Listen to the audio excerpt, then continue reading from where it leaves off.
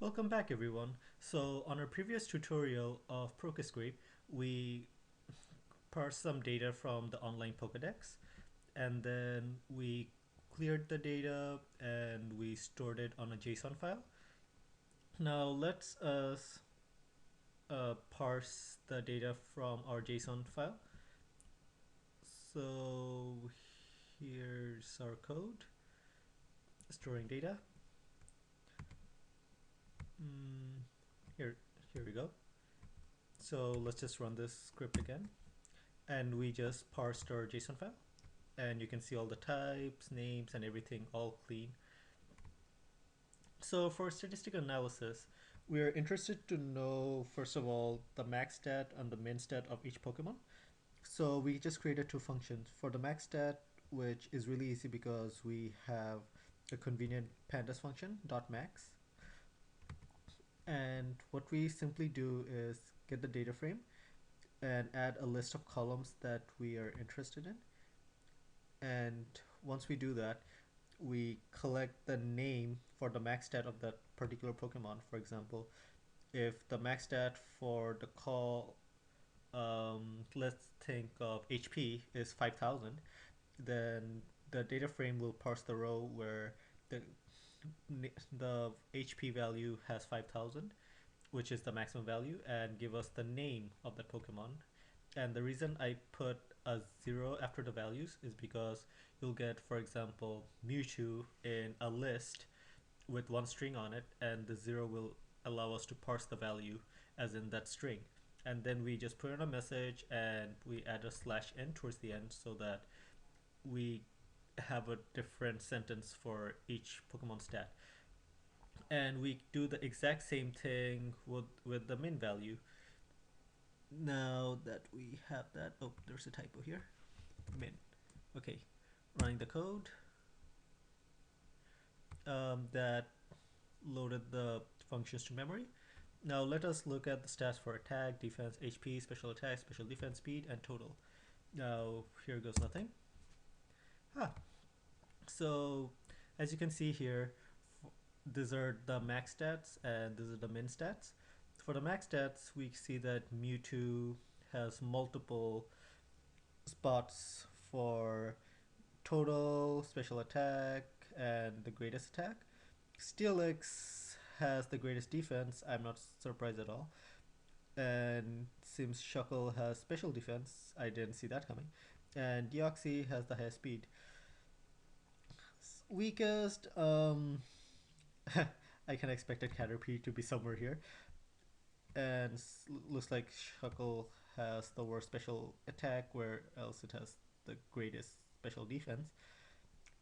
I wish Chansey wasn't on the list. I actually like Chansey. Nurse Pokemon. Moving on. We want to see if there's a correlation between any of the stat. For example, if a Pokemon has a high attack, does it also have a high special attack? What are the chances of that happening? So we're gonna use something called a scatter matrix. So Pandas actually has a scatter matrix library function. So we're going to do a KDE analysis. So running it with our stats as in the columns that we're interested in. So if you kind of forgot, this is what stats equal to, the list of columns. Now running this code, this might take a while. Now as you can see, it ran all those and created our scatter matrix. I really like stats, so this is like the coolest thing ever for me. If we analyze this, the first thing we kind of notice is total is positively correlated with everything, which isn't interesting at all. So let's just get that out of the equation so we have less data to work with, and it's also easier to visualize. So total was our last value. I can show you stats again. So total is the last value and we just want to take it out. So simply by adding -1 at the end will take it out of the equation. So run it again.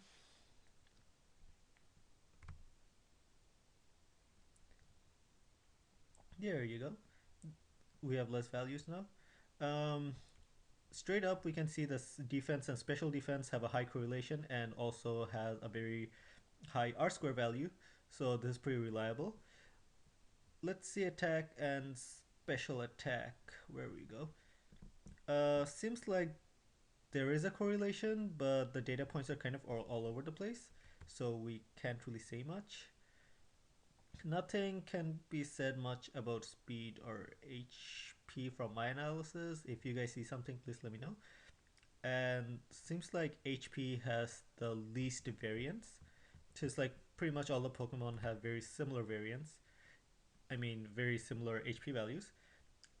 Whereas speed, it's kind of all over the place. So we have some Pokemon that are like really fast and some are like super slow.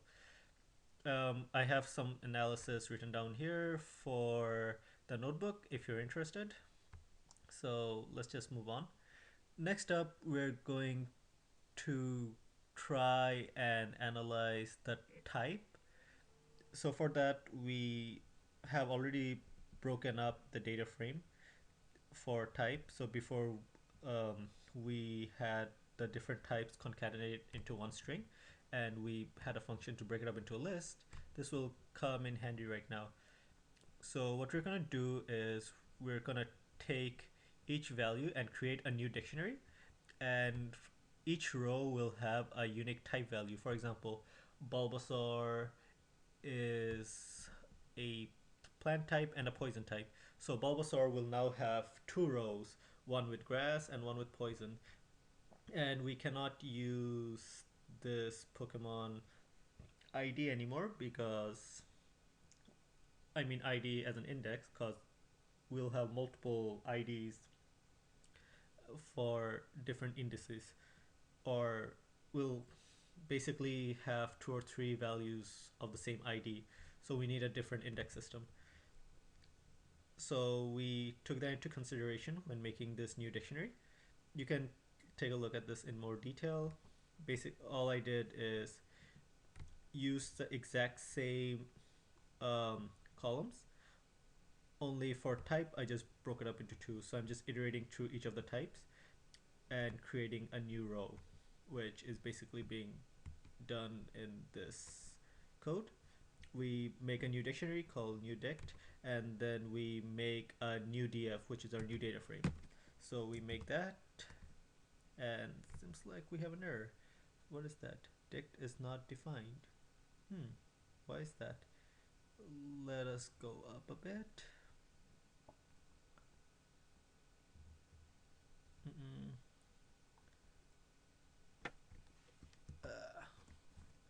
Oops, sorry. Let's just look for. This is a nice debugging practice as well. So no, that's not it. That's not it. So it's somewhere up there. Ah, here we go. So we're actually using our old pandas data frame to run this, and calls not defined. So I guess we have to run all the codes again from the beginning. This should take much time. We'll run everything except for the scatter matrix, as that takes too much time. And oh, we still need to clean the data. So cleaning the data, testing it out, and dump down the JSON. Okay, we ran everything as a scatter matrix. Hopefully this will help us run our code again. Good, that ran. And this is the head. So let us take a look.